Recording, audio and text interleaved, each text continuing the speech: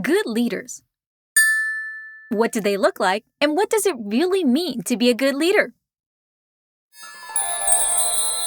Someone who delivers results? Someone who guides your people? Someone who makes bold and creative decisions? I remember how I had to wrestle with these questions during one of my homework assignments in middle school. We were reading stories about historical heroes and about their leadership styles. Though there were many differences in what they did and how they led, many of them were similar in that they were often the loudest, tallest, boldest, and most influential.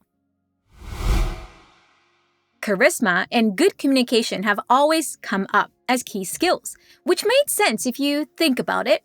But as I looked at my own skills and my interest in leadership, I wondered, if you're not the tallest or the loudest, does that mean you are not a good leader? Is really being the loudest or the boldest the only form of good leadership? I'm glad that more work experience and leadership learning taught me that it's not true. Good leadership comes in many forms, and I'm glad we're starting to appreciate different types of leadership even more. Leaders who serve for good with a good heart. Hi, welcome to Dear Workplace, where we study changes, trends, and challenges in the workplace.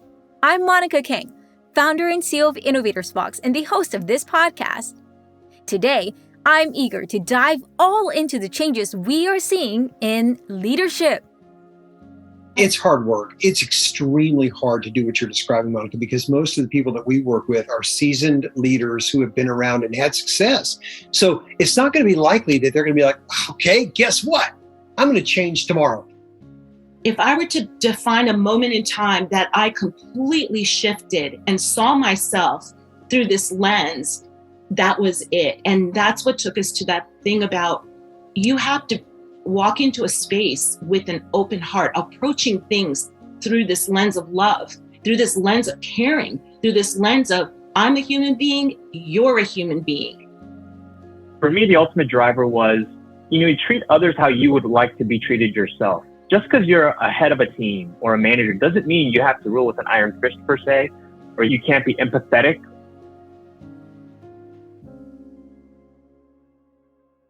If you're listening to this podcast, chances are leadership is a topic you already care deeply about. Whether you are currently a leader looking to be a better leader, or someone who wants to step into a leadership role, you're already here because you care about leadership. So I ask, as we get started today with an intentional question, what does good leadership mean to you? And how has your definition changed over time? In the 50s, with these approaches, if you look back at some of the very well-founded and well-researched, even though stupid, but very well-founded, well-researched articles on leadership that were published in peer-reviewed journals, they actually list masculinity as a requirement for leaders. They use the word masculinity, and you look at that today and you're like, are you kidding me? And so a lot of that just never really left. Meet Dr. Patrick Malone, the Director of Key Executive Leadership Program at the American University. Patrick has studied leadership and organizational analysis for over 20 years. His most recent book, Leading with Love and Laughter with Dr. Zena B. Such, an adjunct professor at American University, studies the power of leadership and rethinking what good leadership means. Both Zena and Patrick's work on leadership is crucial, as not only are they teaching executives today on how to be a better leader, but also because they have extensive historical research and understanding of how we got stuck into this misconception of what good leadership means, and why we urgently need to change this for good. So I asked them both, where do we start? Why do we get stuck with such a misconception on good leadership? And how do we think leadership is changing for good? Those are two really good questions, yeah. I think if I were to take a guess, I would say that if we look historically at what boss meant, what a leader meant, think back to the factory worker and the floor man or the foreman. Sorry, I called him the floor man. I meant the foreman. And that's the same. And that's what they used to be called. And they were the supervisor. And then you have your next level. It was all about productivity And it was like a widget thing. It was, how many can you produce? How many? And we still have that today. How many calls will you answer in a call center? How many sales will you make in an hour? How many people will you contact with a cold call? So there's this idea that when you're a supervisor, you have to eliminate all of this excess time, excess gratification, I guess, that people would get just from connecting with each other, laughing with each other. And people will say, oh, if my boss saw me laughing, they think I'm not working. And I think it stems from that historical perception. Yeah, I think you're right. If you go back to 130 years back into leadership theory, you see one of the very first early theories was the great man theory, and there's so much wrong with that, obviously. but it got worse because it went from that, and then in around the 20s, around the 30s and 40s, this kind of humanist approach to leadership started to come out. But then it got replaced right away, right after World War II. In the 50s, with these approaches, if you look back at some of the very well-founded and well-researched, even though stupid, but very well-founded, well-researched articles on leadership that were published in peer-reviewed journals, they actually list masculinity as a requirement for leaders. They use the word masculinity, and you look at that today and you're like, are you kidding me? And so a lot of that just never really left. And the biases that we carry, and I think the biases and the social constructs that our nation carries about what makes a leader have not really truly transformed. And your question, Monica, about what's different now, I really believe, we've talked a lot about this, that we are on the precipice now of a significant change and a lasting change, because about 11.5 million people during the summer left the workforce. They're calling it the Great Resignation. It was a term coined by a professor down at Texas A&M, and it's real. And people are leaving because they've realized, you know what? I don't need this anymore. I don't need this. I don't need the big place. I can live on less money. If I'm in a 2-person income family, maybe my partner can earn and I can do that. And they're not coming back because they want organizations that are willing to be transparent and trusting and loving and caring and compassionate. And this whole idea of, okay, well, now it's time to get back to work. I'm like, excuse me, we've all been working. And not only have we all been working in the COVID environment, but we've been succeeding and sometimes over succeeding. Wow. I mean, considering how things have evolved, this certainly puts things into perspective. I resonated very much with these insights because, as I said earlier, I too felt like charisma, boldness, and being loud were the qualities of a leader growing up. It didn't help that a lot of the figures that I learned in history, business, or real life often celebrated male leaders. And unconsciously, as Patrick said, I would see being bold and courageous as masculine characteristics. Or like, to be a good leader, you had to be tough. I felt conflicted, as it made me feel like to be a good leader, either I had to let go of my values of who I am as a person, or that I had to let go of my interest in leadership to be myself. Why can't I do both? I'm not the only one who thought of this, as I caught up with Phil Jung, who reflected on how these misconceptions of leadership at times drive us to be the leader we hope to see more in society. Leaders who deliver but also care deeply for its people. Phil comes from a world where most leaders are often celebrated for being cutthroat, direct, and masculine. From Silicon Valley to Washington, D.C., working in tech, finance, startup, and venture capital meant he has both seen and had a lot of experience working with diverse leaders, some amazing ones and some horrible ones. And throughout his journey, he was always aware how there were not enough kind leaders, as well as diverse leaders. He would often be one of the few non-white men in the room. And at AD, he was one of the few who really asked you how you are as a person. I asked Phil what helped him be the kind and caring leader he is today, even when he is in industries that often don't value those as much initially. It's a really interesting question, one that I haven't really sat down and thought specifically about too much, but I think it's shaped by a lot of my experiences and what I've seen in terms of behaviors that I want to model and those that I don't. So starting off my career rather in the technology consulting world in Silicon Valley, you see a lot of interesting behavior, both in the industry, but also from your direct managers and peers and colleagues. And a big driver for me considering going to grad school was, as I worked my way up in my career, I saw people at the director, partner levels hey, I really aspire and respect how they treat people, how they treat clients, their colleagues, and people underneath them in terms of org chart. And I saw people that rammed their way into the top two. And it struck me, you see both types of executives or leaders. So it's not like there's only one path, but what kind of leader or manager do I want to be when I grow up and develop in my career? And part of my impetus, desire to go to grad school was to learn some of these management best practices in different settings. And when I got to grad school, I saw the same thing. People come to grad school for different reasons, but I saw during the MBA, you work very closely in case teams and do projects together. So you see different leadership styles. And for me, the ultimate driver was, you treat others how you would like to be treated yourself. Just because you're a head of a team or a manager doesn't mean you have to rule with an iron fist per se, or you can't be empathetic or see your direct reports as less than or inferior or incapable or anything like that. And that has served me well throughout my career, especially in the venture side and also being an operator now. I've built teams in both settings at the board level where we're hiring and building out executive management teams. Now at a company where I'm building out functional departments and an HR team and a finance team, for example.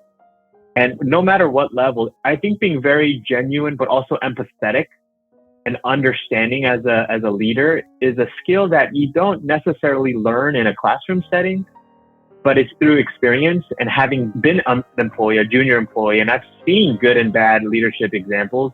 And you kind of forge your own path of what leader you would like to be based on how I would have liked to have been treated as somebody who was an associate or an analyst. And so that's how I've tried to model my personal journey, just treating others how I would have liked to be treated or would like to be treated even now. And it's really interesting being on the startup side of things and having gone through multiple rounds of raising capital. I have a lot more appreciation for when I meet with investors of, well, why are you asking me this question? Is it just because it's one of the diligence questions on your list? Or are you truly interested in what some of my day-to-day challenges are of running and operating a business? And are you going to help me to achieve our common goals? And how are you going to go about doing so? I mean, those types of learnings for me being on the opposite side now have been really, really insightful. And I have so much more respect for founders, people like yourself, Monica, who charted their own path and take the leap in terms of what they're building. Yes, we choose who we want to be. Both good and bad experiences help shape why we want to be who we want to be and how we want to lead. It reminded me why Phil stood out when I first met him at the many tech events in DC. He was so down to earth, caring, and respectful to every person he engaged that I didn't realize he was an investor or leading so many projects. When you speak with him, he is fully there with you, and he makes you feel heard and understood. It was different from many of the other leaders I met in this space who seemed always busy and aimed to talk to someone else because they didn't have the time to be there for you. Phil's reflection on this question was a powerful reminder also to how we can choose who we want to be as a leader. It may be hard, but pause and ask yourself, who do you want to be as a leader? Today, Phil is the CFO of Mandula Health, a population health management company transforming behavioral healthcare. He oversees a lot of the key finance and business decisions of this fast-growing startup that has grown from a 70-plus team to a 300-plus team. That's a lot of people to care for. Tell me a bit more about your journey building your team. Mandula, yes, we are a technology company, but we're not just a technology company. Our tech platform serves and empowers our case management team so that we can in turn deliver care for the patients and members that we serve. So at the core of what we do, it's all about the people. And so if we aren't investing in our people and our teams and our employees, then it's unfair for us to expect them to go out and then serve and support the members and patients. So that's been a huge focus for us culturally as an organization as we scale and build our company. Caring for your people and wholeheartedly is a key leadership skill. And I'm glad we have more leaders like Phil who are prioritizing that more. But how can we learn how to be a better caring leader? What if some of us are newer to this skill? Zena and Patrick share no problem, as long as you're willing to take the marathon approach. Changing how we think, To change how we lead will not be overnight, and it is hard work, but it's so important to carve out time to do so. Start by recognizing you'll want and need to carve out time for it.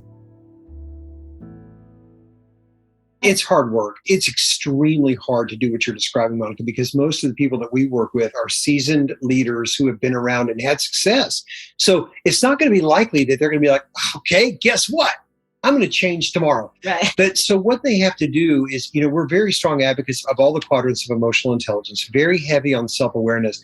And what we recommend, one simple task for leaders or for anyone really is to make a list.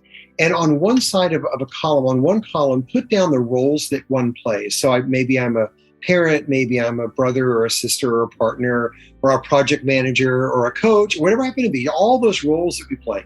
And then in the next column, write down the feeling that you immediately feel when you think of yourself in that role. It's a perfect way to get a handle on kind of what we are feeling. We go through life with so much interruptions, time, space, sound, everything. We don't take the time to ever sit back and really reflect and discern about who we are or who we've become. And we change daily. So making that list and then making the third column about the first action that we feel like we need to take. Now we're covering self-awareness, we're covering self-management. And then to your point about making people uncomfortable, it's important that we know how to read a room. The simple act of noticing is crucial. And we get there through these thoughtful, mindful, meditative ways. And it doesn't have to be writing in a journal or meditating while doing yoga. It can be through gardening or walking or going to the gym or just a long drive, but making the time for self. And most of what we see with the leaders that we work with is we tell them, you need to slow down. You're already there. You don't have to prove anything to anyone anymore. Just back off, relax a little bit, take a deep breath, and allow for that time to go so that your brain can think. I mean, your brain gets overwhelmed, right? Yeah, and when you think about, so this exercise is going to be hard for some people. I don't want to say a lot, I don't know, but it will be hard for some people because so many of us in this very high-tech world with this bombardment of data and information coming at us all the time, whether it be family, work, what we're looking at on our phone, the buzzing, the ringing, the dinging from all the different messages that you're getting on your phone, we have really separated ourselves from our feelings. I kind of want to call it like a numb coma or something where we walk around just doing exactly what we did the day before, behaving the same way in the roles that we've always been, and we don't necessarily know how we feel. So what we try to say is, even if at first you write down all these roles, and even if at first you can't even come up with a word or something that describes how you feel or how you see yourself in that role, just cut yourself a break. Come back to it another time. And then sit down and start getting back in touch with your body, because your body and your mind are connected. Think about how your stomach feels. Think about your breathing. Think about your aches and pains in your shoulders because you're sitting at the laptop too much. Start there, because that you can start explaining faster. You can get in touch with that faster than what your emotions are telling you. And I think the more that you can do that and practice it and just keep trying it, the better you're going to be at it. And you'll take those small steps. And this is just the beginning. Zena and Patrick speak further in their research and book, Leading with Love and Laughter, Letting Go, and Getting Real at Work, why good leaders today are leaders who not only care but also can create a safe workplace that others can express care, share laughter, and give appreciation with one another. It may sound kind of corny, but I mean, really, we talk a lot about how do we make this world a better place? I mean, how do we, every interaction, every human to human interaction that we have, whether it be when I get in the car and drive over to the grocery store or whatever it is, I mean, all of them, we come into contact with a lot of people, and all of those little contacts are little moments of truth, and we can make life better for people if we keep in mind, that everybody's got a story, everyone has a need to be loved, everyone has a need to be cared for. Everyone needs joy. And everyone needs joy. We all need to also be able to deal with stressors and deal with situations and laugh at ourselves. And we know at a situation. And we know scientifically that there's just only the biggest idiot on the planet now would suggest that a lack of soft skills doesn't matter. It is exactly what leadership is. It's all about, because when you feel the way we're describing, when you feel that joy and the happiness and the love and the caring, you're more innovative, you're healthier, you're less likely to leave your job. I mean, everything's good. So why are we focusing on processes and certifications and this, that? Yeah. This is really where the beginning is. And once we get this down, the sky's the limit. Yeah, absolutely. If you're a loving leader and you're a leader that helps make people relax at work and be able to laugh with you and see you as just as human as they are, you're not going to have turnover. You're going to have so much better engaged employees. And here's the other big thing. You're going to have a better time. You as a leader are walking in there into the space of love and fun and joy and seriousness at the same time. And I even found that the more trusting, loving relationships I've developed with people that work for me, the easier it is for me to give them constructive feedback, because they see me approaching them not as that big boss standing on some soapbox telling them what to do. They see it as, oh, Zena's trying to help me. She's trying to help me get better. It's not that she's trying to tell me how bad I am. She's trying to show me what I need to do to improve. And I want to improve for her, but I also want to improve for my colleagues, because this is the kind of space we've created. Yes! Yes! When caring leaders are a norm, not only are people at work happier, but we are too. And I agree with Zena's wonderful insight about feedback. As leaders, we should both give and receive feedback with the understanding that it's mutually beneficial for everyone. I asked Phil if he had any other advice on how we could have this caring mindset as a leader and as a person. His response? Don't expect there is one path. Find your own path. What top question I get asked from people younger in their careers, from people in grad school, it's, what's the path? What do I need to do specifically to get into management consulting or the venture capital route or the startup route? And I would say, if you look at my path, there's no clear, logical, linear path to where I ended up, right? I mean, everybody's path is different. Whether you're striving to become an investor or even ending up at a startup. And just because something worked for me doesn't mean that it'll work for you. But for me, optimizing for learning and taking advantage of opportunities that, yes, some come your way, but you also have to create those opportunities for yourself. If you look at Monica's trajectory, her background, who would have thought she would be the CEO founder of this great organization today? No one would have guessed that, but she challenged herself and pushed herself to think, how can I marry my personal interests with my passions and make it a career, something that I love doing, as opposed to some of your earlier work experiences too. So that really resonates with me, and I would echo that for everybody that's listening, and that served me well. Money will come in terms of salary and comp. Sure, maybe not in the exact timeline that you're hoping for, but, and I get it, it's easier said than done based on personal circumstance and situations, totally appreciative of that. But I've also seen folks who, if you're really interested and passionate about something and you pursue that with your whole heart, you can make a career out of that and you can succeed and do well in that. And especially if you find your common tribe of your support network, people who believe in you, that spur you on. And I've seen amazing things happen, both on the entrepreneurial side and other kind of professional career-wise too. So hey, those are some of the last thoughts that I'd share. Thanks for the shout out as well, Phil. I appreciate your support, mentorship, and friendship. And I'm so grateful that you, Zena, and Patrick could join me to talk about leadership and how it's changing for good at Dear Workplace today. So, here we are. Do we have some more work to do? Absolutely. Have we made some progress? Yes. And as you heard from all three, it's all up to each of us to make that happen. So what are you waiting for? Take a moment to jot down your thoughts today on what good leadership means to you and how you want to put in the effort to become that leader.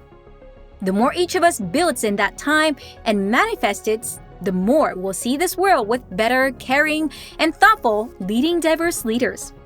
If we haven't realized how important this was, now has been the time. It's going to be hard work, but an important one to do.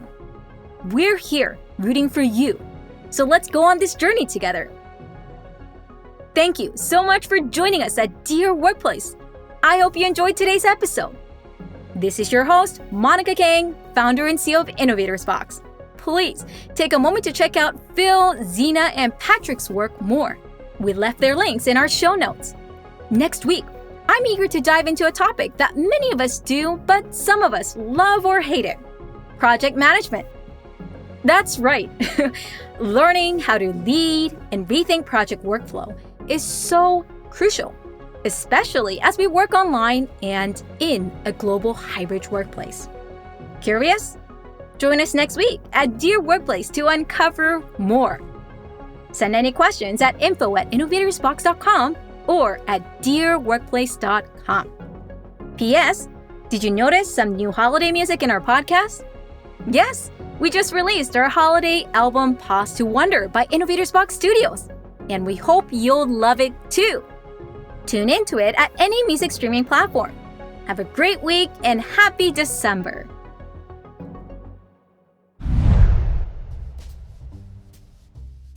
Hello, I'm Monica Escobar, the visual brand designer at Innovators Box, and I hope you're enjoying Dear Workplace. I recently brought back a self-care ritual into my life by doing yoga every morning. Yoga relieves me any tension in my body, and I meditate through it to start my day. This show is brought together by our awesome team: Sam Limart on audio engineering and editing, Kelly Gravel on marketing, Akriti Pandey on website, me on branding, Leah Orsini on social media graphics, Sarah Piedrahita and Flor on project assistance, and Luke Helder on music. And of course, Dear Workplace is hosted and directed by Monica Kang, founder and CEO of Innovators Box. To continue the conversation of reimagining the workplace, visit us at innovatorsbox.com. Also, don't forget to subscribe, leave a review, and share. We'd love to hear what you enjoy and what I can convince Monica to talk about in our next episodes. See you next week.